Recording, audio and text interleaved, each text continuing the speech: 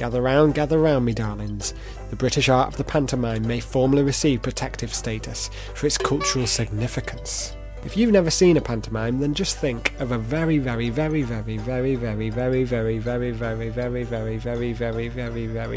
silly play. They're usually fairy tales with twists, sing-alongs, audience participation, and lots of slapstick. And let's not forget some gender role swapping. Sheepdog bra? Why is it called a sheepdog bra? Because it rounds them up and heads them in the right direction. Well, that's nice talk, isn't it?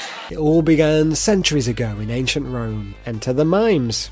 Unlike the slapstick and silly characters we associate with modern pantomime, mimes were more likely subtle. And I'm guessing they probably got murdered if they didn't entertain.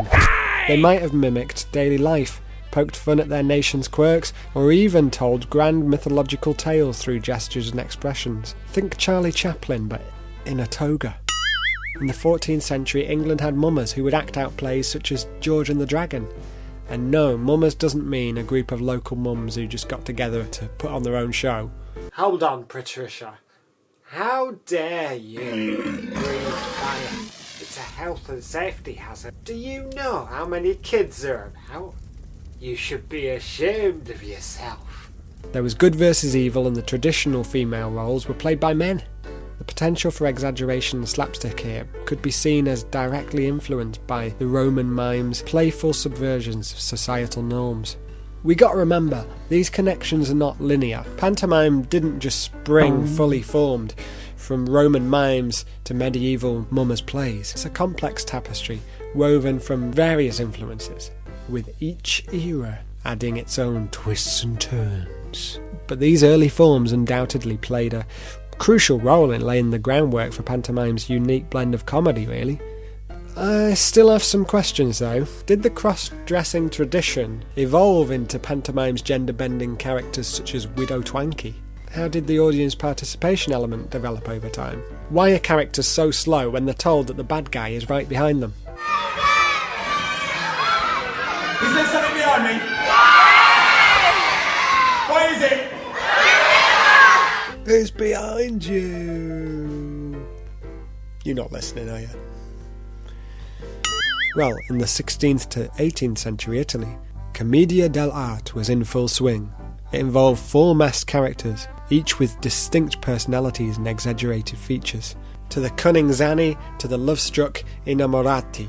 Once the commedia dell'arte reached England, the Zanni character became Harlequin, keeping the clever trickster traits. The genre as a whole was called the Harlequinade. I guess you could define it as a silent, elaborate chase sequences with romantic elements and lots of slapstick. Oh, not again. Over time, the Harlequinade died out, with dialogue being brought in and more of an overarching story introduced with different characters each time. But all the elements of the Harlequinade can be found in modern panto to this day.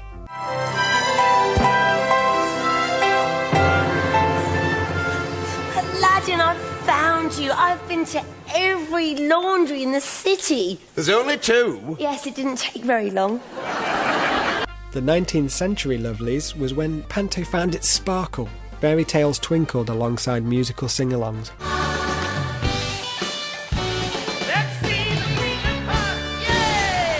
Puns flew faster than pies at a food fight, and audience participation became the most memorable part of it all, although sometimes too much. Apparently, the Britannia in Glasgow would see some of the audience urinating onto the stage.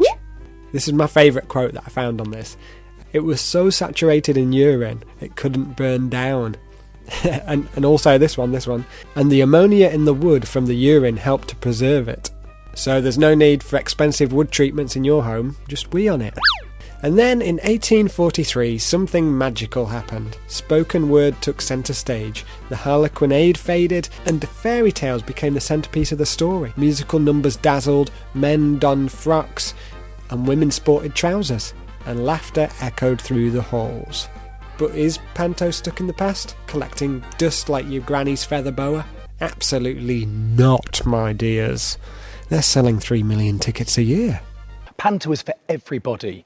So it's everyone enjoying the same thing at the same time. You know, families enjoying the same thing as their teenagers and their 8-year-olds and their parents. You know, there's nothing quite like that. I think that's what makes it so special and so important in the sort of British psyche without going over the top. Every night of the week over Christmas, there's always a family taking the kids and grandparents and aunties and uncles and neighbours and pets and, well, maybe not pets, but they're taking them all to the pantomime. Everyone enjoys it.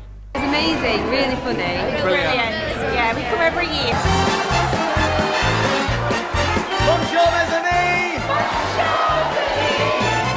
My favourite thing about watching panto as an adult, though, is the use of comedy to criticise social issues. Children laugh along with adults even though they have no idea what Brexit even is.